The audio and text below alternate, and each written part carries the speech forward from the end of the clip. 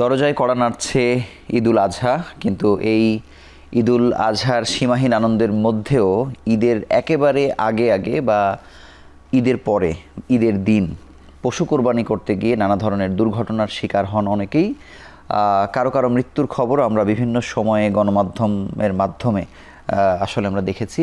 তো এই দুর্ঘটনাগুলোতে আমরা কিভাবে সতর্ক থাকব, সেই বিষয়ে আমরা বিস্তারিত আজকে কথা বলবো। আমাদের স্টুডিওতে উপস্থিত হয়েছেন পশু কোরবানিতে যারা আহত হন তাদের সঙ্গে সম্পৃক্ত যারা চিকিৎসক দেন সেই তিনজন বিশেষজ্ঞ আমাদের সঙ্গে আছেন। ডাক্তার AKM জিয়াউল হক, সহকারী অধ্যাপক ভাস্কুলার সার্জারি, ইবনে সিনা মেডিকেল কলেজ হাসপাতাল। সঙ্গে আরও আছেন ডাক্তার মোহাম্মদ বেলায়েত হোসাইন, সহকারী রেজিস্ট্রার, জাতীয় অর্থোপেডিক হাসপাতাল ও পুনর্বাসন প্রতিষ্ঠান। আরও আছেন ডাক্তার মোহাম্মদ আরিফ হোসেন, সহকারী অধ্যাপক, ক্যাজুয়ালিটি বিভাগ, ঢাকা মেডিকেল কলেজ হাসপাতাল। আপনাদের তিনজনকে স্বাগত জানাচ্ছি আমাদের অনুষ্ঠানে। আমি একেবারে শুরুতেই ডাক্তার মোহাম্মদ আরিফ হোসেন আপনার কাছে জানতে চাই যে প্রতি বছর হয়তো সারা দেশেই মানুষ পশু কোরবানি করতে গিয়ে আহত হচ্ছে, কিন্তু খবরে আমরা দেখি আসলে ঢাকা মেডিকেল কলেজের কথা বেশি আসে, যেহেতু সব থেকে বেশি রোগীরা দেখা যায় যে তারা ঢাকা মেডিকেল কলেজ হাসপাতালের জরুরি বিভাগে যাচ্ছেন। কি ধরনের রোগী আসলে পান, কত ধরনের ইনজুরি আসলে হয়, যদি একটু বিস্তারিত বলেন। ধন্যবাদ আপনাকে। আসলে ঠিকই বলেছেন, সারা দেশ থেকেই আসলে ঢাকা মেডিকেল কলেজেই ক্যাজুয়ালিটি বিভাগে রোগী আসে, কারণ ঢাকা মেডিকেল কলেজের ক্যাজুয়ালিটি বিভাগটাই হচ্ছে একটা পূর্ণাঙ্গ ক্যাজুয়ালিটি বিভাগ, যেখানে আসলে একেবারে হেড টু টো, মাথা থেকে পা পর্যন্ত সব ধরনের ইনজুরি একই ছাদের নিচে ম্যানেজ করা যায়। তো এই কারণে আসলে এই জেলা লেভেল থেকে বিভিন্ন জায়গা থেকে রেফার হয়ে রোগীগুলো ঢাকা মেডিকেলে চলে আসে, এই কারণে সবচেয়ে বেশি আসে। তো কোরবানির ঈদের আঘাতগুলোকে যদি আমরা একটু ভাগ করি, তাহলে কিছু আঘাত হয় হচ্ছে কোরবানির আগে, যখন পশুর হাটে সবাই যায়, পশুকে নিয়ে এসে খাওয়ায়, পশুকে এক জায়গা থেকে আরেক জায়গায় নিয়ে যায়, তখন হচ্ছে অনেকগুলো ইনজুরি হয়। তার মধ্যে হচ্ছে পশুর পায়ের লাথি, অনেক সময় পশু উত্তেজিত হয়ে গেলে পা দিয়ে লাথি দেয়, তাহলে সেক্ষেত্রে ইনজুরি হয়। আবার হচ্ছে পশু দেখা যায় শিংয়ের গুঁতা, উত্তেজিত হয়ে গেলে দেখা যায় শিংয়ের গুঁতা দেয়। শিংয়ের গুঁতা অনেক সময় পেটে, বুকে, এমনকি পায়খানার রাস্তা দিয়েও শিংয়ের গুঁতা ঢুকে গেছে, এরকম আমরা দেখি, যেটা থেকে খুবই ডিভাস্টেটিং ইনজুরি হয় এবং রোগীর ভালো হতে অনেক সময় লাগে। আরেকটা ইনজুরি আমরা দেখেছি যে পশুর দড়ি, পশু যখন উত্তেজিত হয়ে দৌড় দেয় তখন দড়িটা হাতে ধরা থাকে, তখন এটার সাথে পেঁচিয়ে গিয়ে আঙ্গুল একেবারে আলাদা হয়ে যেতে পর্যন্ত দেখা যায়। এখন সেই সাথে এর মধ্যে যদি হাত পেঁচিয়ে যায়, পা পেঁচিয়ে যায়, তাহলে কিন্তু হাত বা পাও কিন্তু মারাত্মক ইনজুরি হতে পারে। এই কারণে দড়ি হ্যান্ডেল করার ক্ষেত্রে বা দড়ির পাশ দিয়ে যাওয়ার ক্ষেত্রেও আমি বলবো যে সবাই যেন একটু সতর্ক থাকে। আর কোরবানির সময় যে আঘাতটা হয়, যেহেতু অনেক ধারালো ছুরি বা জবাই করার জন্য আমরা ধারালো জিনিসপত্র ব্যবহার করি, ওগুলোতেও ইনজুরি হয়। বিশেষ করে যখন গরুটাকে 4-5 জন মিলে ধরে, গরু চেষ্টা করে ছুটে যেতে, তখন দেখা যায় হাত স্লিপ করে অনেক সময় দেখা যায় হাতে ইনজুরি হতে পারে, যেখান থেকে চামড়া, হাতের রগ, এমনকি আরও ডিপের টিস্যুগুলোও ইনজুরি হতে পারে। আরেকটা ধরনের ইনজুরি হয় হচ্ছে মাংস প্রসেসিংয়ের সময় কেটে যেতে পারে। তারপরে হাত পা যে কোনো জায়গায় হচ্ছে ধারালো ছুরি দিয়ে ধরনের আঘাতপ্রাপ্ত হতে পারে।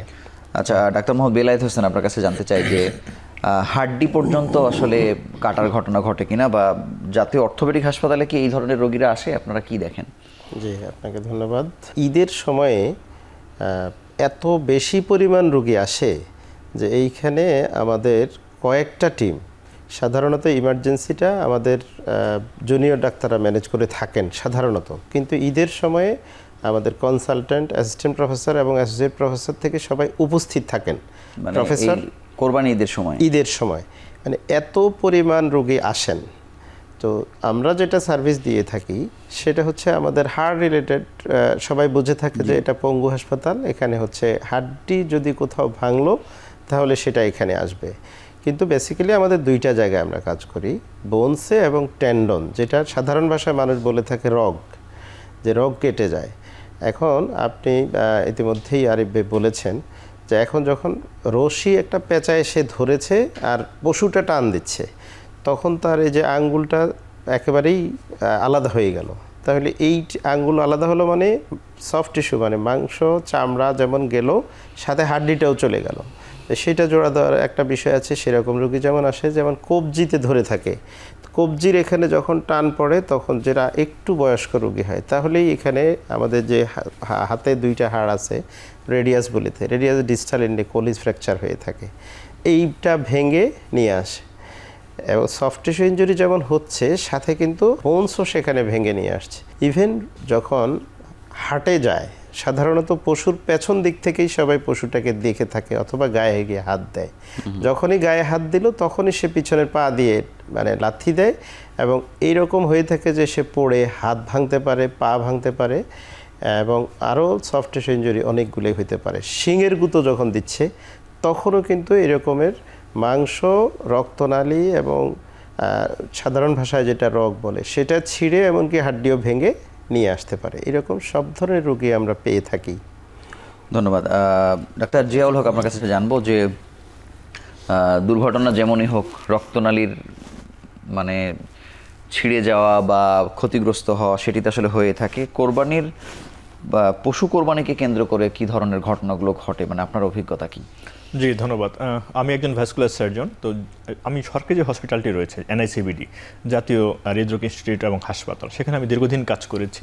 তো সাধারণভাবে যেটি আমাদের কলিগরা বলছিলেন যে সরকারি হাসপাতালগুলোতেই সাধারণত কোরবানির অ্যাক্সিডেন্টের পরে আমাদের রোগীরা ভিড় করেন এবং চলে আসেন, যেহেতু ছুটির দিন, ঈদের একটা ছুটি চলে, কাজেই জরুরি বিভাগগুলোতেই বিশেষ করে সরকারি হাসপাতালগুলোতে রোগীরা হ্রাস করেন। বিভিন্ন ধরনের পরিসংখ্যান আছে। তো গড়পড়তা বলা হয় যে 5,000 থেকে 10,000 অ্যাক্সিডেন্ট হয় সারা দেশে এই পশু কোরবানি রিলেটেড।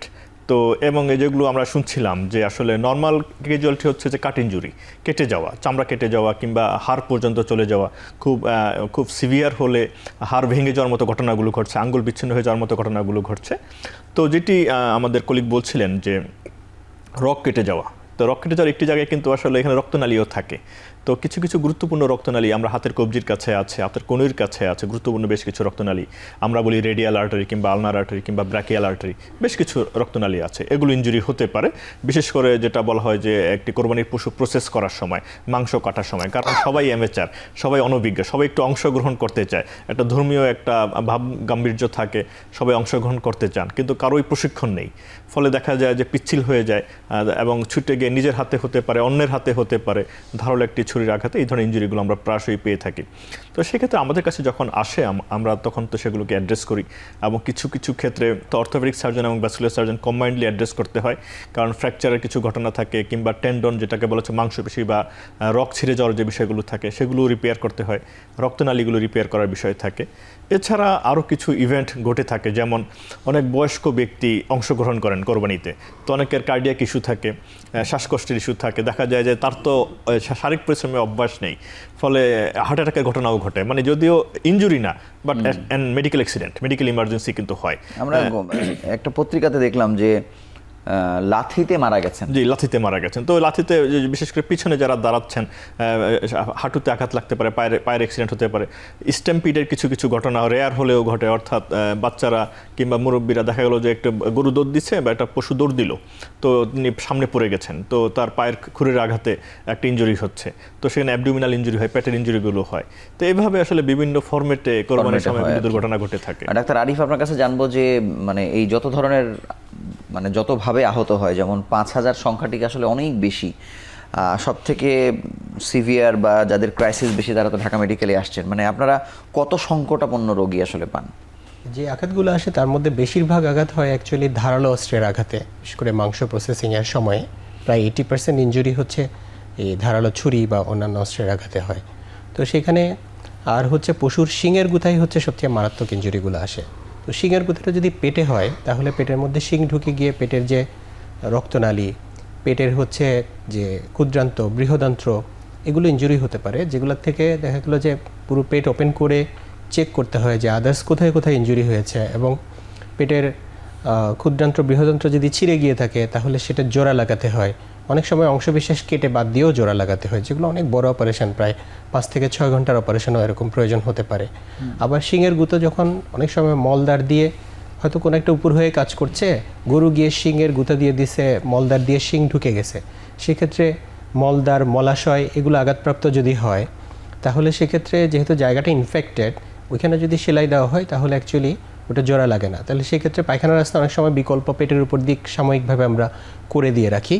তারপরে যখন মলদারের আঘাতটা যখন পুরোপুরি ভালো হয়ে যায় তখন আমরা আবার 3 মাস পরে আবার আরেকটা অপারেশন করে যে কৃত্রিম যে মলদারটা সাময়িক সেটা আবার ভিতরে ঢুকিয়ে দেই। ফলে তাকে দেখা গেল যে প্রায় 5 থেকে 6 মাস তাকে পুরোপুরি সুস্থ হতে অনেক সময় লেগে যায়। আর গুরুতর আঘাত হতে পারে যে মাংস প্রসেসিংয়ের সময় হাতের কোপ লেগে চামড়া, রগ, হাড্ডি, এমনকি পুরো হাত বা পা বিচ্ছিন্ন হয়ে যেতে পারে। তাহলে সেক্ষেত্রে এটার ক্ষেত্রে একটা মাল্টিডিসিপ্লিনারি অ্যাপ্রোচের প্রয়োজন পড়ে। এখানে রক্তনালী জোড়া লাগাতে হয়, হাড় জোড়া লাগাতে হয়, অর্থোপেডিক সার্জন লাগে, তারপরে এখানে ক্যাজুয়ালিটি সার্জন, ইভেন প্লাস্টিক সার্জনকে আমরা অনেক সময় কল দিয়ে থাকি। একটা মাল্টিডিসিপ্লিনারি অ্যাপ্রোচে ম্যানেজ হয়, যেটা প্রায় 5 থেকে 6 ঘন্টার অপারেশন। তবে আসার কথা হচ্ছে যে এইসব ক্ষেত্রে দেখা যায় পুরো হাতটাকেই একটা আর্লি সময়ের মধ্যে যদি চলে আসতে পারে এবং দেখা যায় পুরো হাতটাকেই আবার রিপ্লান্টেশন বা আবার জোড়া লাগানো সম্ভব হয়। ধন্যবাদ। ডাক্তার বেলায়েত, আপনার কাছে জানতে চাই যে বাংলাদেশের এই যে কবজি কাটার ঘটনা, আমরা তো জানি আপনাদের একজন স্বনামধন্য চিকিৎসক যিনি মারা গেছেন সম্ভবত পৃথিবীতে এখন নেই, হ্যাঁ, ফারুক হোসেন, আল্লাহ তাকে জান্নাতবাসী করুন। উনি একটা সার্জারি করেছিলেন, খুবই আলোচিত। কিন্তু আমি সেই প্রসঙ্গেই বলছি যে কারো যদি আঙ্গুল কেটে যায় বা পায়ের কোনো অংশ কেটে গেল বা হাড় ভেঙে গেল, আমি যে আঙ্গুল কাটার কথাই বলছি, যে এটি কি এমন যে কত সময়ের মধ্যে আসলে আপনি জোড়া লাগাতে পারছেন আর পরে হলে পারছেন না, মানে সেই বিষয়টা একটু জানতে চাই। জি জি, এটা ইম্পর্টেন্ট। এক্ষেত্রে যদি কারো এরকম আঙ্গুল বিচ্ছিন্ন হোক অথবা কবজি বিচ্ছিন্ন হোক অথবা শরীরের যে কোনো অঙ্গই বিচ্ছিন্ন হোক, তাহলে ইনিশিয়াল বিষয়টা হচ্ছে যে একেবারে সর্বপ্রথম সবাই যেটা করে থাকে যে বিচ্ছিন্ন হলো সাথে সাথে সামনে যে যা পাচ্ছে সেটা দিয়ে হয়তো চেপে ধরছে। এই জায়গায় খুব একটা সতর্কতা জরুরি, কারণ হচ্ছে যদি আমরা জোড়া লাগাতে পারবো কিন্তু যদি ইনফেকশন হয়ে থাকে তাহলে এটা আর আলটিমেটলি টিকানো যাবে না। সেই জন্য যতটুকু সম্ভব পরিষ্কার কাপড় দিয়ে পেঁচিয়ে সেটাকে ওই জায়গাটাকে ধরতে হবে। আর যেটা বিচ্ছিন্ন হয়ে গেল সেইটাকে যদি সম্ভব হয় নর্মাল স্যালাইন, এখন ইউজুয়াল সারা দেশেই পাওয়া যায়, নর্মাল স্যালাইন বললেই পাওয়া যাবে। একটা নর্মাল স্যালাইনে যে কোনো একটা পরিষ্কার পাত্রে নর্মাল স্যালাইনের মধ্যে নিয়ে সেটাকে নিয়ে আসতে, আঙ্গুল সেখানে রাখবে, আঙ্গুলটা নর্মাল স্যালাইনের মধ্যে রাখবে। আচ্ছা। আর যে হাতের অংশটা কেটে এখানে আছে সেই জায়গাটাকে একটা পরিষ্কার বিষয়, যদি সম্ভব হয় স্টেরাইল, সেটা হয়তো মানুষের কাছে না থাকবে না, কিন্তু যে কোনো পরিষ্কার কাপড় দিয়ে ভালোভাবে পেঁচিয়ে নিয়ে আসতে হবে।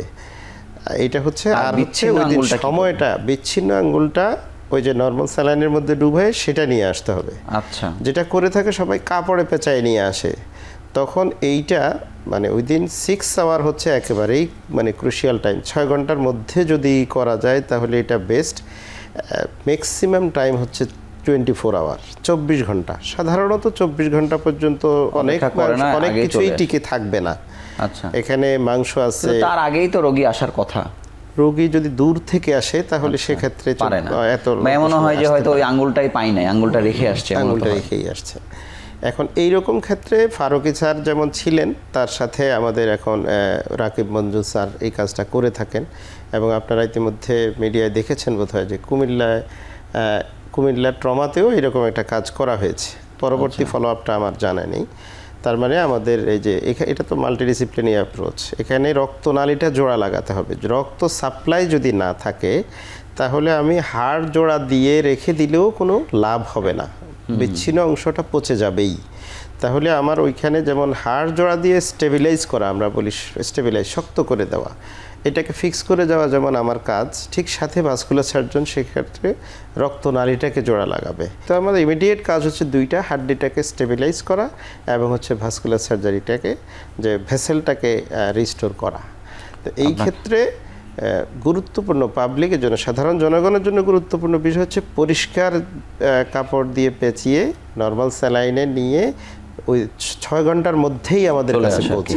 ধন্যবাদ ডাক্তার KM জিয়াউল হক। ঘুরে ফিরে তো আপনার সাবজেক্টের বিষয় বেশি আসছে, মানে রক্তনালী সমস্যাটাই আসলে বেশি হয়। তো হাড্ডির ক্ষেত্রে যেমন উনি বলছিলেন, রক্তনালী কেটে গেলে বা ছিঁড়ে গেলে মানে এই জায়গাতে ইনস্ট্যান্ট করবার কি আছে?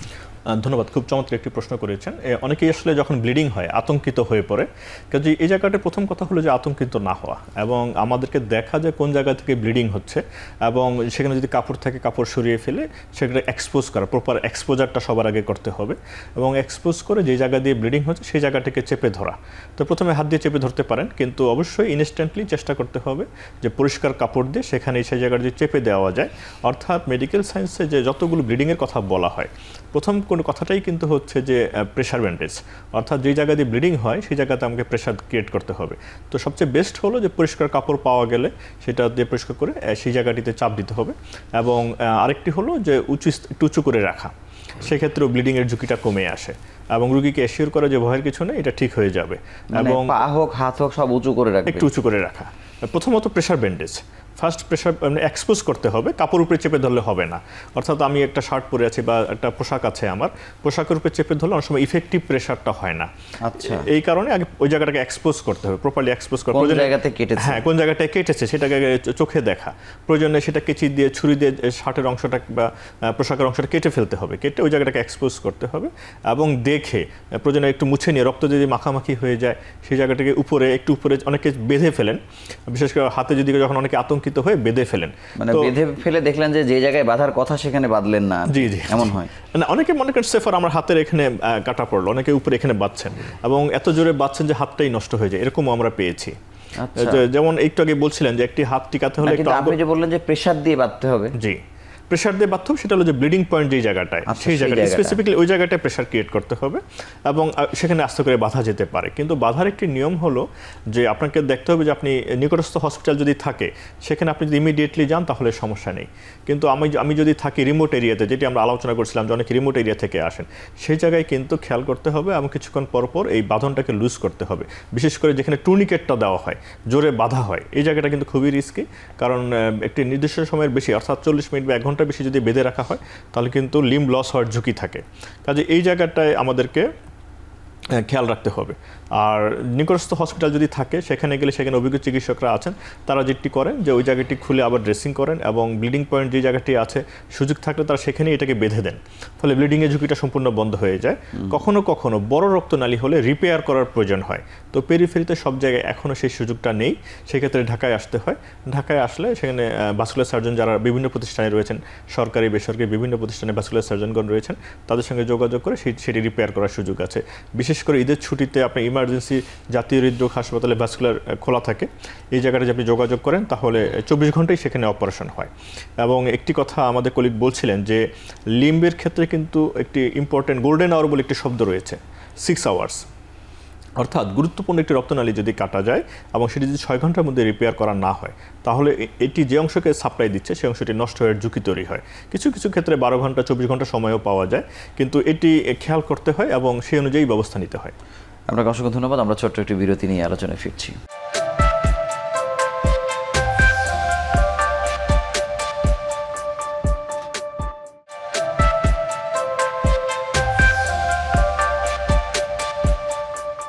ডাক্তার আরিফ হোসেন, আপনার কাছে জানবো যে যেহেতু ঘটনাটি সারা দেশব্যাপী ঘটে, আমরা দেখি যে ওইখানকার একটা ফার্মেসির দোকানে যাওয়ার চেষ্টাটা প্রাথমিকভাবে হয়, সেখানে তারা সেলাই দিচ্ছেন, বাসাবাড়ির যে ম্যানেজমেন্ট সেটি তো উনি বললেন, কিন্তু ওই ফার্মেসিতে গিয়েও আসলে কোনো ধরনের ভুলভ্রান্তি হয় কিনা, মানে সেখানে কোনো ধরনের সতর্কতা আছে কিনা? অ্যাকচুয়ালি প্রথমে যে জায়গাতে যায় সবার ক্ষেত্রে খেয়াল রাখা উচিত যে একটা স্টেরাইল এনভায়রনমেন্টে, জীবাণুমুক্ত একটা এনভায়রনমেন্ট, একটা জীবাণুমুক্ত অপারেশন থিয়েটারে এই রোগীটা অ্যাকচুয়ালি ম্যানেজ করা উচিত। মানে অপারেশন থিয়েটার কিন্তু অনেক পরের কথা বলছি আমি, তার আগে যে ফার্মেসির দোকানে যাচ্ছে, যে ওই গ্রামের একজন হয়তো তিনি সেলাই দিতে পারেন, ওইখানে কোনো দুর্ঘটনা ঘটে কিনা? হ্যাঁ, এখানে সাধারণত পার্শ্ববর্তী কোনো ফার্মেসি অথবা পার্শ্ববর্তী কোনো হাসপাতাল, সেখানেই হচ্ছে রোগীরা প্রথমে যায়। তো সেখানে আমরা যদি ইনজুরিটাকে অ্যাকচুয়ালি 2 ভাগে ক্লাসিফাই করি, যেগুলো ছোটোখাটো ইনজুরি সেগুলো অনেক সময় ফার্মেসিতেই ওখানে সেলাই দেওয়া হয়, স্টেরাইল কোনো এনভায়রনমেন্ট থাকে না, যে গজ তুলাগুলো ইউজ করা হয় সেগুলো স্টেরাইল থাকে না, ইভেন সেলাই দেওয়ার যে যন্ত্রপাতিগুলো সেগুলো স্টেরাইল থাকে না। তো এটা আইডিয়ালি একটা অপারেশন থিয়েটারে হওয়া উচিত, কিন্তু বেশিরভাগ ক্ষেত্রেই দেখা যায় অপারেশন থিয়েটার গ্রামে গঞ্জে অ্যাভেলেবল থাকে না, ফার্মেসিতেই সেলাই দেওয়া হয়, যে কারণে এই ধরনের রুগীগুলো প্রায়শই ইনফেক্টেড হয়, যেটা পরবর্তীতে ইনফেকশন হয়ে আমাদের কাছে আসে, আমাদেরকে তখন ম্যানেজ করতে হয়। আর যে গুরুতর আঘাতগুলো আমাদের ক্যাজুয়ালিটিতে আসে সেগুলো অনেক সময় দেখা গেলো যে অ্যাবডোমিনাল ইনজুরি বা চেস্ট ইনজুরি যদি থাকে, ওদের আসলে কিছু তখন লাইফ থ্রেটেনিং কন্ডিশন থাকে, যে ডেডলি ডজেন বলি আমরা, 6টা হচ্ছে ইমিডিয়েটলি লাইফ থ্রেটেনিং, 6টা হচ্ছে পোটেনশিয়ালি লাইফ থ্রেটেনিং। প্রথমে আমরা অ্যাকচুয়ালি রুগীটাকে তখন ATLS বা অ্যাডভান্স ট্রমা লাইফ সাপোর্ট প্রোটোকলে অ্যাসেস করি যে তার কোনো লাইফ থ্রেটেনিং কন্ডিশন আছে কিনা। প্রথমে আমরা খুঁজি যে what is killing the patient, তখন আমরা সেই ডেডলি ডজেনকে কিন্তু আমরা আগে ম্যানেজ করি। প্রথমে রুগীটা আমাদের বাঁচিয়ে রাখতে হবে, তারপরে হচ্ছে তার অ্যাবডোমিনাল সার্জারি, থোরাসিক সার্জারিগুলো আমরা করার সুযোগ পাবো। তো যখন ABCDE এভাবে আমরা এয়ারওয়ে ব্রিদিং সার্কুলেশন অ্যাসেস করে আমরা যখন লাইফ থ্রেটেনিং কন্ডিশনগুলো যখন স্টেবল করতে পারি তখন আমরা রুগীটাকে থরলি অ্যাসেস করি। অ্যাসেস করে তারপর তার যত ইনজুরি আছে সবগুলো আইডেন্টিফাই করে একটা প্ল্যান অফ ম্যানেজমেন্ট করি। অনেক সময় মাল্টিডিসিপ্লিনারি ইনভলভমেন্ট এখানে প্রয়োজন হয়। তারপরে হচ্ছে যে এখানে ভাস্কুলার সার্জন লাগলে vascular surgeon, thoracic surgeon, orthopaedic surgeon, অনেক সময় হেড ইনজুরি থাকলে নিউরো সার্জন, তাদেরকে ইনভলভ করে একটা মাল্টিডিসিপ্লিনারি অ্যাপ্রোচে তখন আমরা ম্যানেজ করি। ধন্যবাদ, অনেক চমৎকার করে বলেছেন। ডাক্তার বেলায়েত হোসেন, আপনার কাছে জানতে চাই যে মানে এটি যেহেতু একটা নবিশ কাজ, মানে আমরা একেবারে হঠাৎ করে করছি, ভালো লাগা থেকে করছি,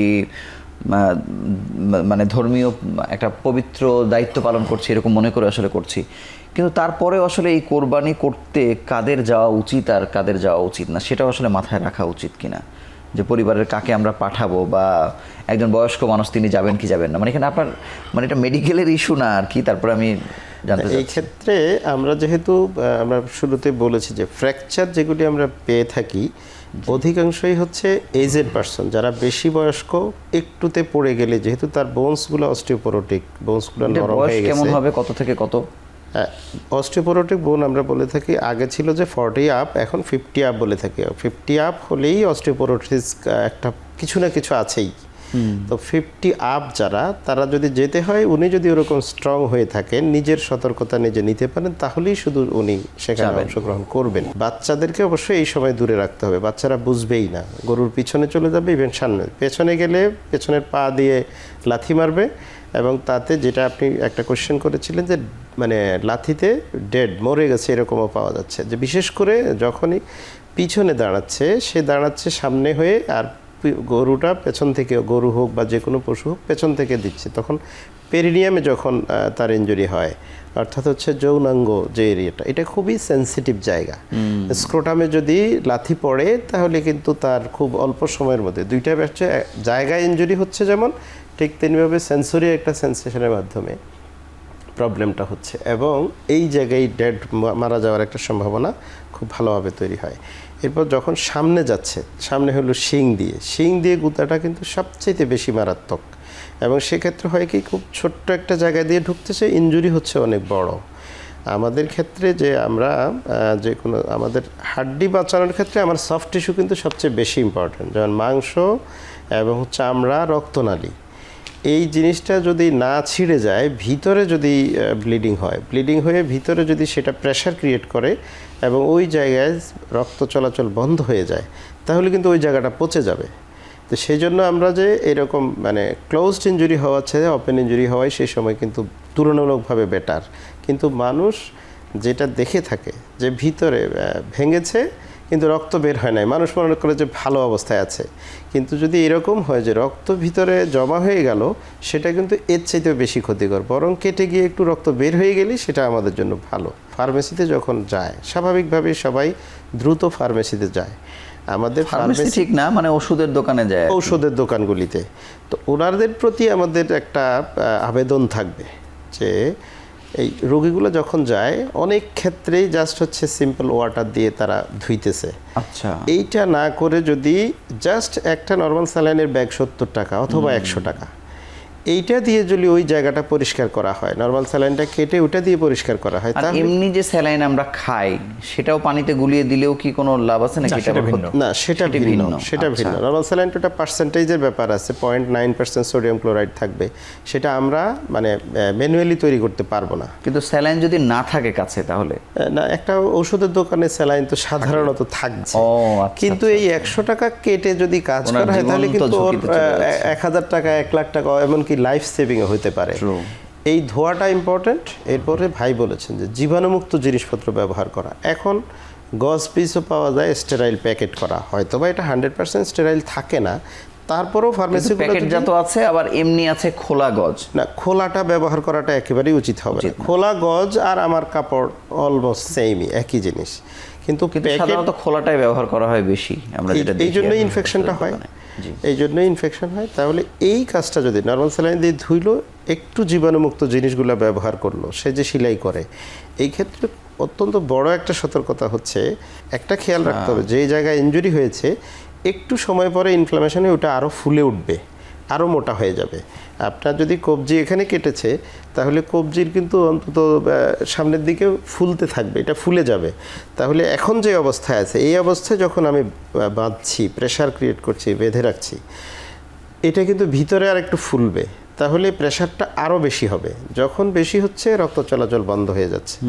এইরকম অনেক পাই যে ঠিক এখনই একটা বাচ্চা ভর্তি আছে, অনলি 7 বছরের বাচ্চা, এইরকম লোকাল যে ফার্মেসি অথবা কারো কাছে কোয়াক বলে থাকি আমরা, তাদের কাছে গেছে, তারা প্লাস্টার করে দিয়েছেন। এই প্লাস্টারটা যদি নাও করা হতো, এই বাচ্চার যে ইনজুরিটা হয়েছে, প্লাস্টার না করলেও এটা জোড়া লাগতো, হয়তো সামান্য একটু বাঁকা থাকতো, বাচ্চাদেরগুলো রিমডেলিং হয়ে যায়, আবার স্বাভাবিক হয়ে যায়। কিন্তু ওকে প্লাস্টার করে রেখে এত টাইট করেছে যে ওর হাতটা কমপ্লিটলি অ্যাভাসকুলার হয়ে, কোনো সাপ্লাই ছিল না। আমাদের কাছে পঙ্গু হাসপাতালে যখন এসেছে, খুলে দেখা গেল যে কম্পার্টমেন্ট সিনড্রোম একেবারে লাস্ট স্টেজে হয়ে আছে, এবং ওই হাতটা পচে গেছে। 7 বছরের একটা বাচ্চার ডান হাতটা কবজির উপর থেকে কেটে ফেলতে হয়েছে।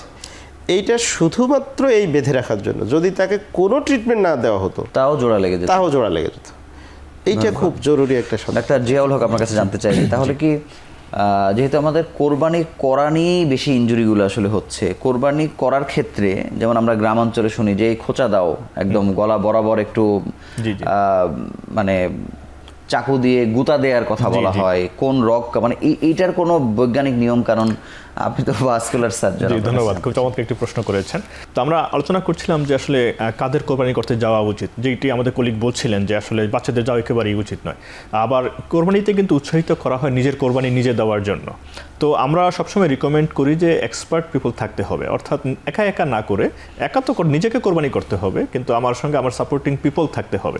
অর্থাৎ গরু হলে তাকে বসে আনার জন্য, তাকে তার পাগুলো বেঁধে ফেলার জন্য, কোরবানির মতো করে পজিশনে নেওয়ার জন্য এক্সপার্ট পিপল সাথে নিয়ে নিতে হবে, এটা প্রয়োজন। এবং ছাগল হলে সেরকম প্রস্তুতি নিয়ে নামতে হবে যাতে করে কোনো ধরনের অ্যাক্সিডেন্ট না ঘটে। আবার অনেকের কিন্তু রক্ত দেখে অভ্যাস নেই, ভায়োলেন্ট কাজে, এটা একটা ভায়োলেন্ট ওয়ার্ক, যদিও এটি ইসলামে রিকমেন্ড করা হয়, উৎসাহিত করা হয়, কিন্তু যাদের ভায়োলেন্ট কাজে বা এই ধরনের রক্ত দেখে অভ্যাস নেই, মাথা ঘুরে পড়ে যান, তাদের কিন্তু আসলে সতর্ক থাকা প্রয়োজন, বিশেষ করে যারা খুবই সেনসিটিভ কিংবা যাদের কার্ডিয়াক ইস্যু আছে। মানে মানুষের রক্ত দেখে যারা সেনসিটাইজ হন, তারা কি পশুর রক্ত দেখে এরকম হন কিনা? জি, আমরা যখন মেডিকেলে পড়াশোনা করেছি, প্রথম থেকে কিন্তু আমাদেরও খুব সমস্যা হতো, মানসিকভাবে আমরাও ট্রমাটাইজড হতাম, যে রক্ত পড়ছে দেখলে আমাদের অনেকেরই মাথা ঘুরাতো, মাথা এবং পড়ে যেত। হ্যাঁ, অনেকেই ক্লাসে মাথা ঘুরে পড়ে গেছেন, উঠিতে মাথা ঘুরে পড়ে গেছেন, নবীন চিকিৎসকরা, এরকম অনেক ঘটনা সবসময়ই ঘটছে। কিন্তু উনি দেখা যাচ্ছে এক সময় পরিক্রমায় দক্ষ সার্জন, ওনার হাতে অনেক রক্ত ঝরছে আর কি, এবং অনেক মানুষ সুস্থ হয়ে উঠছেন। আমার কলিগ কথা বলছেন যে একটি ক্লোজ ইনজুরি, একটা ওপেন ইনজুরি, এরকম অনেকগুলো ঘটনা আমাদের কাছে পরবর্তীতে আসে, যে আমরা বলি সিডো অ্যানিউরিজম, অর্থাৎ রক্তনালী টিউমার হয়ে গেছে, রক্তনালীর ভিতরে একটা ফলস কেভিটি তৈরি হয়েছে, রক্তনালীতে আঘাত লেগেছিল, উনি নিকটস্থ হসপিটালে বা ফার্মেসিতে গিয়েছিলেন, প্রপারলি অ্যাসেস করা হয় নাই, ওনারা সেলাই করে দিয়েছেন, বেঁধে দিয়েছেন, টেম্পোরারিলি ব্লিডিং বন্ধ হয়ে গেছে। পরে কিন্তু দেখা গেলো পরবর্তীতে সেখানে ফুলে গেছে, পরীক্ষা নিরীক্ষা করে দেখা গেলো যে ইন্টারনাল ব্লিডিং হয়েছে, সেখানে একটা স্যাক তৈরি হয়েছে, একটা রক্তের একটা থলি তৈরি হয়েছে। আমরা বলি কখনো হেমাটোমা বলি, কখনো সিডো অ্যানিউরিজম বলি, বিভিন্ন রকম ডায়াগনোসিস আমাদের হয়, এবং এগুলো কিন্তু কমপ্লিকেশন থাকে। আরেকটি গুরুত্বপূর্ণ বিষয় সবসময় আমরা আমাদের মনে রাখা প্রয়োজন, যে আমরা যে ছুরি কাঁচি ব্যবহার করি, এগুলো তো অনেক সময় জং ধরা থাকে, পুরনো ছুরি কাঁচি থাকে, কাজে টিটেনাস বা টিটি টিকা দেওয়ার একটা বিষয় থাকে যদি ইনজুরি হয়ে থাকে, কাজে ইনফেকশন কন্ট্রোল, ইনফেকশন হওয়ার ঝুঁকিটা সবসময়ই থাকছে, একই সঙ্গে টিটেনাস যাতে অ্যাভয়েড করা যায় সেজন্য টিটি টিকা দেওয়াটাও খুব ইম্পর্টেন্ট যদি ইনজুরি হয়ে থাকে। বাংলাদেশে আমাদের যে প্র্যাকটিসটা আছে, যে 80% পিপল নন ট্রেডিশনাল যারা ফিজিশিয়ান তাদের কাছে যাচ্ছেন, অর্থাৎ অচিকিৎসক বলি, পল্লী চিকিৎসক বলি, তাদের কাছে যাচ্ছেন, 20% যাচ্ছেন হাসপাতালে। মূলত এটি আমাদের এনকারেজ করতে চাই যে আসলে আপনার যে যত ছোট দুর্ঘটনাই ঘটুক না কেন, আপনি ফার্মেসি যাবেন না। ফার্মেসি আসলে চিকিৎসার কোনো জায়গা না, ফার্মেসি অথরাইজড তো ফার্মাসিস্ট তো নাই সেখানে, তো ইভেন ফার্মাসিস্ট থাকলেও, ইভেন ফার্মাসিস্ট যদি থেকে থাকেন, তিনিও আসলে চিকিৎসা দেওয়ার জন্য অথরাইজড না। তাকে আসলে ইভেন কমিউনিটি সেন্টার আছে আমাদের 6000 লোকের জন্য, সেখানে আপনি যেতে পারেন, তারা প্রাইমারি হেলথ কেয়ারটা দিতে পারেন। আমাদের ইউনিয়ন সাবসেন্টার মানুষের চোখের দেখায় হয়তো মনে করছে যে গ্রাম বা একটা ইউনিয়নে একটা বেসরকারি কিছু একটা হয়েছে সেই জায়গাতে যাচ্ছে আর কি, কিন্তু সরকারির সে তো একটা গাইডলাইন মেনে চিকিৎসা দিচ্ছে, সেখানে কিছু আছে যে একেবারেই সাধারণ চামড়াটা ছিলে গেছে, সেটা এক জিনিস, কিন্তু যদি একটু পেইনফুল একটা জিনিস হয়, একটু যদি ব্যথাযুক্ত একটা বিষয় থাকে, আমার মনে হয় যে সেগুলো এক প্রপার ফিজিশিয়ান দিয়ে, প্রপার যে স্বাস্থ্যকর্মী আছেন তাদেরকে নিয়ে অ্যাসেস করাটা জরুরি। আপনাকে অসংখ্য ধন্যবাদ। আমরা আরও একটি ছোট্ট বিরতি নিয়ে আলোচনা ফিরছি।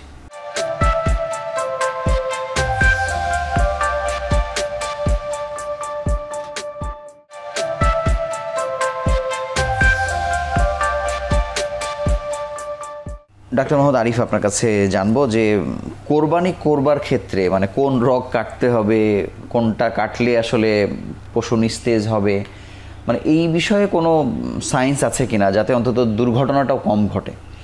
ইয়েস, এই বিষয়ে সায়েন্স যেটা সেটা হচ্ছে যে এখানে কোরবানির পশুটাকে মৃত্যু নিশ্চিত করার জন্য অ্যাকচুয়ালি আমাদের একটা হচ্ছে কণ্ঠনালী বা শ্বাসনালী সেটা যদি আমরা কেটে দেই তাহলে তার ব্রেনে যে অক্সিজেন সাপ্লাই সেটাকে আমরা বন্ধ করতে পারবো। আর রক্ত মানে এটা চলাচলের কোন জন্য পাশে থাকে বা এটা এটা কনফার্ম থাকে হবে কিভাবে? ঠিক মাঝামাঝি সামনে। আর দুটো রক্তনালী থাকে যেটাকে আমরা ক্যারোটিড আর্টারি বলি, একটা থাকে ডান পাশে একটা থাকে বাম পাশে। এই দুইটাই হচ্ছে ব্রেইনে সার্কুলেশনটা দেয়। তো এই দুইটা রক্তনালী যদি কাটা পড়ে তাহলে ব্রেইনে সার্কুলেশনটা বন্ধ হয়। আবার একটা রক্তনালী যদি কাটা পড়ে তাহলে হয়তো একটু দেরিতে হলেও ব্রেইনে সার্কুলেশনটা বন্ধ হবে এবং পশুটার মৃত্যু নিশ্চিত হবে। সেই ক্ষেত্রে আমাদের যেটা ইউজ করতে হবে যে ধারালো ছুরি ইউজ করতে হবে যাতে এগুলো একবারেই কেটে যায় বেশি ছাড়া, কারণ জোরাজুরি করতে গিয়ে হয়তো নিজেও ইনজুর্ড হতে পারে, আবার গরু বা পশু উঠে দৌড় দেবার উঠে চেষ্টা দৌড় করে। দিতে পারে। সেজন্য ধারালো ছুরি ইউজ করলে দেখা যাচ্ছে কণ্ঠনালীটা প্রথমেই কাটা পড়ে, আর ডানে বা বামে একটু ঘুরিয়ে কাটলে তাহলে দেখা যায় ডান পাশে রক্তনালী এবং বাম পাশে রক্তনালী দুটোই কাটা পড়বে। মানে বড় রক্তনালীর কথা বলছেন আপনি? জি, ক্যারোটিড আর্টারি যেটা আমরা বলি মেইন।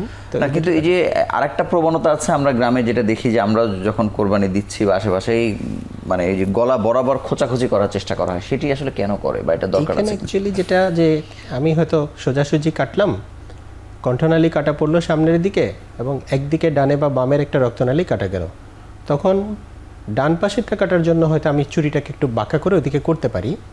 আবার অনেক সময় ছুরিটাকে ওই রক্তনালীর নিচ দিয়ে ঢুকিয়ে কেটে দেওয়ার একটা চেষ্টা হতো, এটা হইতে পারে আমার মনে হচ্ছে আর কি।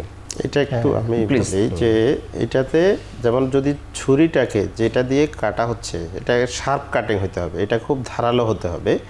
এবং ধারালো কাটতে গেলে যেটা শুরুতে হয় সেটা হচ্ছে পশুর চামড়াটা কিন্তু ভালোই শক্ত, চামড়া কাটার সময় একটু মানে ভালো কষ্ট হয়। এই ক্ষেত্রে ভালো চাপ দিয়ে চামড়াটা কেটে নিতে হবে। আপনি যদি একেবারে সোজাসুজি করে পশুর যে কণ্ঠ আছে সেটার ঠিক উপরে যদি সোজাসুজি করে কাটেন তাহলে একবারে মাঝখানেই আছে শ্বাসনালীটা কাটা যাবে। আমাদের এটাই কাটার প্রথম কাটা যাবে শ্বাসনালীটা। ঠিক এই ছুরিটাকে যদি আমি চালাই যাই আরও, তাহলে ঠিক দুই পাশে দুইটা ক্যারোটিড আর্টারি, বড় আর্টারি যেটা দুই পাশে দুইটা, এই দুইটা কাটা যাবে। এই কাটা যাওয়ার সময়ই কিন্তু আমার ছুরিটা অলরেডি হাড়ে লেগে যায়। তো সবাই মনে করে যে আমি মাঝখানে বোধহয় পুরোপুরি কাটতে পারলাম না, হাড্ডিতে লেগে গেল। তো এই ক্ষেত্রে খেয়াল রাখা জরুরি হলো যে বাম পাশে এবং ডান পাশে যে রক্তনালীটা, বড় রক্তনালী কাটা গেলে ওখান থেকে প্রচুর পরিমাণ রক্ত বের হবে। এই দুইটা কাটা গেলে এবং কণ্ঠনালী কাটা গেলেই যথেষ্ট। ওই হাড়ের ভেতরে আমার না গেলেও হবে? হাড়ের ভেতরে যাওয়া যাবে না। এই ক্ষেত্রে বলি যেটা করে থাকে এটা তাড়াতাড়ি যেন পশুটার মানে জানটা কবজ হয়, মারা যায় মনে করে আর কি। সেটার জন্য অনেকেই করে ছুরির আগাটা একেবারে ওই যে হাড্ডির মাঝখান দিয়ে ঢুকিয়ে একটু কেটে দেওয়ার চেষ্টা করে। এটা ভুল। এখন দেখেন এইখানে দুইটা বিষয়, একটা হচ্ছে যে হাইপোভোলেমিয়া, মানে আমি রক্ত বের করে দিচ্ছি, রক্ত বের করে দেওয়ার মাধ্যমে পশুটার মৃত্যু নিশ্চিত হবে। আর আরেকটা হচ্ছে আমি যদি স্পাইনাল কর্ড যেটা এই যে গুতা দিয়ে কাটা হয় ওটাকে যে তাই এটা হলো প্যারালাইসিস করে দেওয়া, রোগীটা ও আর নাড়াচাড়া করতে পারবে না, তার সেন্সেশন থাকবে না। তো এইটা যদি আমি কেটে দেই তাহলে এই যে ডিস্টাল অংশটা, তার শরীরের বাকি যে পুরো অংশটা, মাথার বাইরে যতটুকু অংশ আছে সেটা প্যারালাইজড হয়ে যাবে। তাতে প্রবলেমটা কি হলে সেটা হচ্ছে দেখার বিষয়। যেই কোনো জীবাণু, আমাদের শরীরে কিন্তু জীবাণু আছে, এটা যখন আমাদের যে আমরা রোগ প্রতিরোধ ক্ষমতা যতটুকু আছে এর উপরে যখন হয়ে যায় তখনই এটা রোগ হিসেবে আসে। তাহলে আমাদের এই যে রক্তগুলি আছে এই রক্তগুলি সারা শরীরে এখনও ছড়ানো আছে, মাংসের মধ্যে আছে, এই মাংস থেকে রক্তগুলো বের করে আসতে হবে। আমরা যে কাটলাম এই রোগ বের, যদি আমি স্পাইনাল কর্ড না কাটি তাহলে তার যেই নার্ভটা আমরা নার্ভ বলে থাকি সেটা অ্যালাইভ থাকবে, ঠিক থাকবে। তখন মাংসগুলোকে স্কুইজ করবে, সে মাংসগুলো যখন স্কুইজ হবে তখন রক্তটা বের হয়ে চলে আসবে, ওইটা রক্তটা কোথাও জমা থাকবে না। এই রক্ত যদি ওখানে জমা থেকে যায় এই রক্তটাই পরবর্তীতে ইনফেকশাস হিসেবে শরীরের জন্য ক্ষতি হবে। মানে মানুষ যখন খাবে মানুষের জন্য ক্ষতি হবে।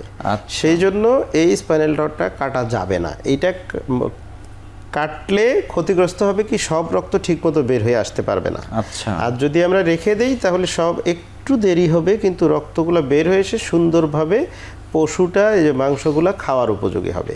এইটা হচ্ছে চমৎকার বলেছেন এবং এটি আসলে আমাদের সবার জানা উচিত। ডাক্তার জিয়াউল হক, আপনার কাছে জানবো যে আমরা যদি একটু পশু কোরবানি থেকে বের হয়ে যদি সড়ক দুর্ঘটনায় যাই, আমরা গত বছর প্রায় 300-র উপরে দুর্ঘটনা ঘটেছে, 315 এরকম, 350 মানুষ মারা গেছেন, একটি বড় অংশ আহত হয়েছেন। সড়ক দুর্ঘটনায় আসলে কি ধরনের মানে কি পরিমাণ রোগী আসলে আসে বা সেই জায়গাতে ভুলগুলো কি হয়? যেমন আগে কিন্তু এক সময় ট্রমা সেন্টার বা এই আদলে কিছু ঝুঁকিপূর্ণ এলাকায় করার কথা ছিল, সেখানে আমরা সরেজমিনে গিয়ে দেখেছি গরু ছাগল চরে, এখানে আসলে এগুলো ফাংশনাল না আর কি। এটি যদিও বেশি অর্থে ডাক্তার বেলায়েত হোসেনের প্রশ্ন, আপনার কাছ থেকে একটু জানতে চাই যে এই জায়গাতে সতর্কতা বা সড়ক দুর্ঘটনা হয়ে গেলে তারা তৎক্ষণাৎ কি করবেন? চমৎকার একটি প্রশ্ন করেছেন। বাংলাদেশে আসলে প্রতি বছর অনেক সড়ক দুর্ঘটনা ঘটে এবং অনেক মানুষ মারা যায় এবং বেশি হয় ঈদগুলোতে। ঈদগুলোতে যখন সড়কগুলোতে রাশ থাকে, বাড়ি যাওয়ার রাশ থাকে, তখন অনেক সড়ক দুর্ঘটনা ঘটে। তো আমরা যেটা দেখেছি সাধারণত সড়ক দুর্ঘটনায় যে হাতে পায়ে ইনজুরিগুলো বেশি হয়, কখনো ট্রমা, মাথায় আঘাত লাগে বেশি। তো এই জায়গাগুলোতে মৃত্যুর ঘটনা বেশি এবং আহত হওয়ার ঘটনাগুলো অনেক বেশি। একটি সড়ক দুর্ঘটনা যখন হয় সাধারণত তখন স্পটে তো আর ডাক্তার থাকে না বা স্বাস্থ্যকর্মী থাকে না, তো সাধারণ মানুষরাই থাকেন। সেই জায়গাগুলোতে যদি ব্লিডিং এমন হয় যে একজন মানুষ আহত হয়ে রাস্তায় পড়ে আছেন, তাকে দেখা যায়, তাহলে তাকে আসলে দেখা দরকার যে ওনার জ্ঞান আছে কিনা, কিংবা উনি কথা বলতে পারছেন কিনা, কিংবা ওনার তখন তাকে জেনে নেওয়া যে তার কোথায় সমস্যাটা বেশি হচ্ছে। এবং যদি ভিজিবল বা দৃশ্যমান রক্তপাত থাকে তাহলে সেই জায়গাটিতে হেল্প করা। এবং দেখা যায় যে একটু আগে আমরা বলছিলাম যে কোথাও যদি কেটে যায়, ভেঙে যায়, তাহলে সেই জায়গায় স্টেবিলাইজ করা, একটু যাতে নড়াচড়া না হয়, তাহলে পেইন হতে পারে। এবং যদি অ্যাক্টিভ ব্লিডিং হয় সেই জায়গাটিতে চেপে ধরে রাখা, পরিষ্কার কাপড় দিয়ে চেপে রাখা এবং প্রয়োজনে বেঁধে দেওয়া ওই জায়গাটি, এবং নিকটস্থ হসপিটালে দ্রুত নিয়ে যাওয়া। অধিকাংশ ক্ষেত্রেই দেখা যায় ব্লিডিং থেকে রক্তশূন্যতা হয় এবং হাইপোভলিমিয়া বলি, অর্থাৎ শরীরে যে পরিমাণ ফ্লুইড থাকা দরকার সেটি দ্রুতই কমতে থাকে, কাজেই ফ্লুইড রিপ্লেসমেন্ট করা প্রয়োজন হয়, রক্ত দিতে হয়, স্যালাইন দিতে হয়, এই বিষয়গুলো থাকে। পেইন থাকে, সিভিয়ার পেইন ম্যানেজমেন্ট করার বিষয়গুলো থাকে। এছাড়া এয়ারওয়ের কথা আমরা আগেই বলেছি, অর্থাৎ শ্বাসের যে বিষয়গুলো সেগুলো দেখতে হয়। কিন্তু সড়ক দুর্ঘটনায় সবসময় স্পটে এই জিনিসগুলো থাকে না, কিন্তু যতটুকু ম্যানেজ করা যায়, যারা থাকবেন তাদেরকে সেটুকু ম্যানেজ করতে হবে এবং দ্রুত নিকটস্থ হসপিটালে নিয়ে যেতে হবে আরও অ্যাডভান্স লেভেলে ম্যানেজমেন্ট করার জন্য। আপনাকে অসংখ্য ধন্যবাদ। আমরা শেষ বিরতি নিয়ে আলোচনায় ফিরছি আবারও।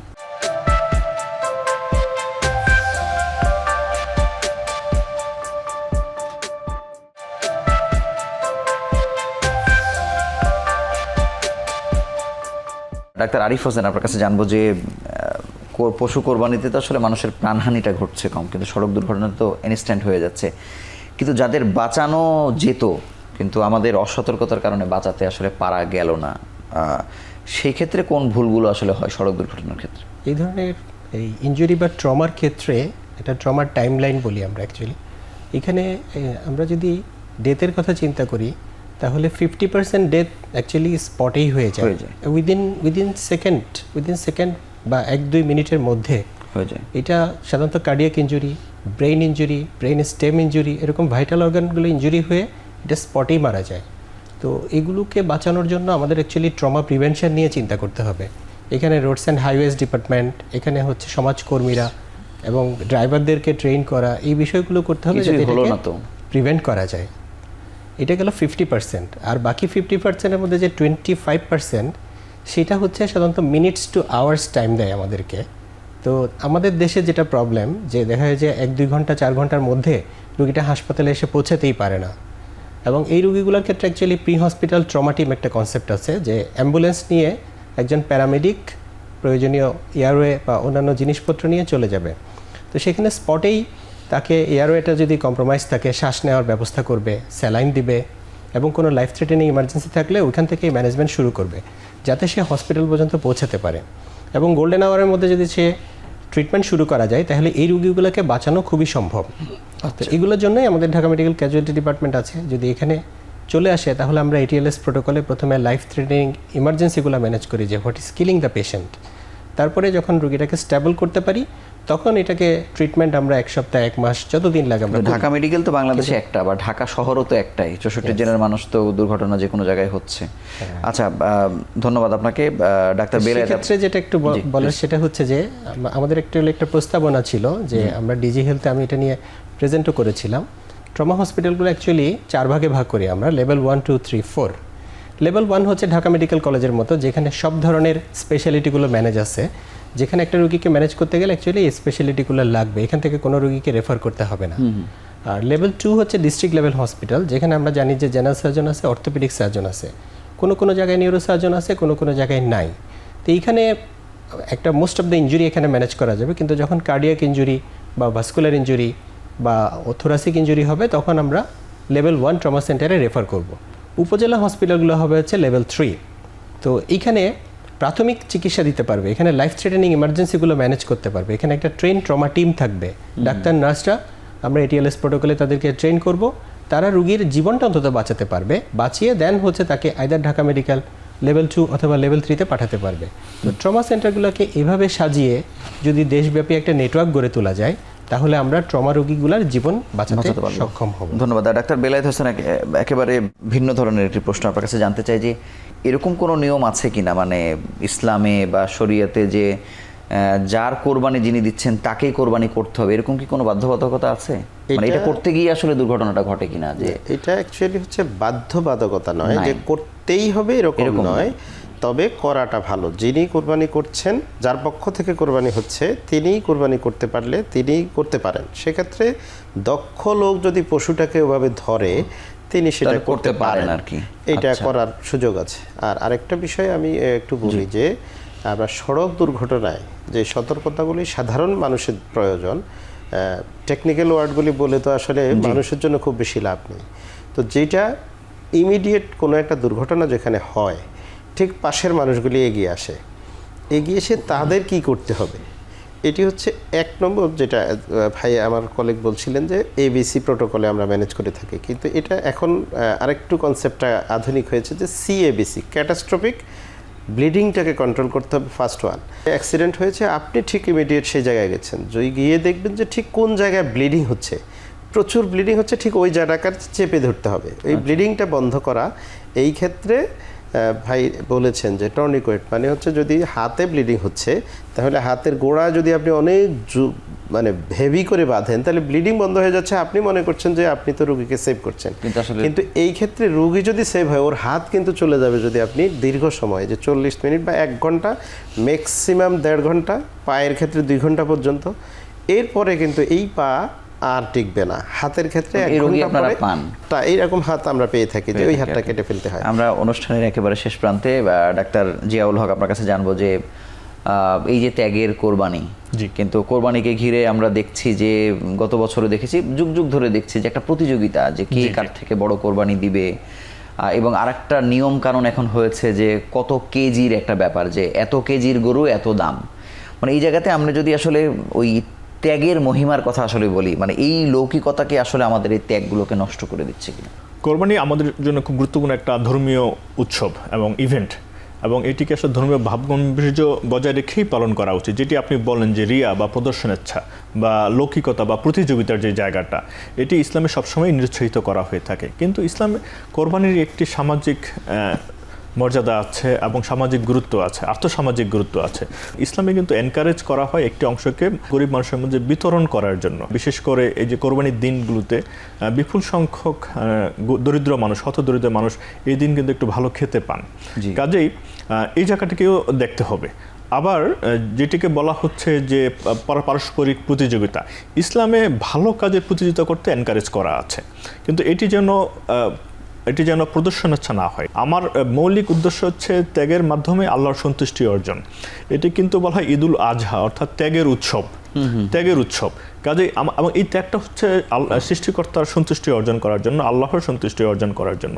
কাজেই আমার আলটিমেট গোল হচ্ছে আমি সৃষ্টিকর্তার সন্তুষ্টি অর্জন করতে পারলাম কি না আমার এই স্যাক্রিফাইসের মাধ্যমে, কোরবানির মাধ্যমে। কিন্তু একই সঙ্গে এই কোরবানির মাধ্যমে সাধারণ মানুষ উপকৃত হচ্ছেন, সমাজ উপকৃত হচ্ছে, দেশ উপকৃত হচ্ছে। কাজে এটা ডিপ ইন মাইন্ড, আমাদের মনের গভীরে এটি সবসময় রাখতে হবে যে আমি অবশ্যই কোরবানি, আমার যদি সামর্থ্য থাকে আমি অবশ্যই কোরবানি করবো, এবং আমি কোরবানিটা হবে শুধুমাত্র আল্লাহর সন্তুষ্টির জন্য, কারোর সঙ্গে প্রতিযোগিতার জন্য নয়। আপনাকে ধন্যবাদ, এবং আপনাদের 3 জনকে আমাদের সঙ্গে যুক্ত হওয়ার জন্য আন্তরিকভাবে অভিনন্দন জানাচ্ছি। ত্যাগের এই উৎসব সত্যি আসলে এটার সামাজিক গুরুত্ব, রাষ্ট্রের দিক থেকে গুরুত্ব, নানামুখী গুরুত্ব তো আছে, কিন্তু আমরা যে বিষয়ে আসলে আলোচনা করছি যে এই কোরবানি করতে গিয়ে আমাদের অসতর্কতার কারণে যে ধরনের দুর্ঘটনা ঘটছে, প্রাণহানির ঘটনা ঘটছে, যাদের হয়তো সেখানে দাঁড়ানোর কথা না তারা দাঁড়িয়ে হয়তো ক্ষতিগ্রস্ত হচ্ছেন, একটি পশুর লাথিতেও প্রাণহানির মতো ঘটনা ঘটছে। তো আমাদের মনে হয় যে আমরা যত আলোচনা করেছি এটা একবার অন্তত শুনে নিলে কোরবানির নিয়মকানুনগুলো আপনারা জানবেন, সতর্কতার বিষয়ে জানবেন, এবং কেউ যদি দুর্ঘটনার শিকার হন তাহলে কত দ্রুত হাসপাতালে আসবেন, কিভাবে আসবেন, সব কিছু বাতিল দিয়ে আছে, আপনারা শুনবেন। আমরা জানি যে আমরা চাই যে আপনারা সবাই সুস্থ থাকুন, অন্তত এই পশু কোরবানিকে ঘিরে এই উৎসবের দিনে কেউ যেন ক্ষতিগ্রস্ত না হন, এই প্রত্যাশায় আজকের মতো বিদায় নিচ্ছি। ভালো থাকুন, সুস্থ থাকুন।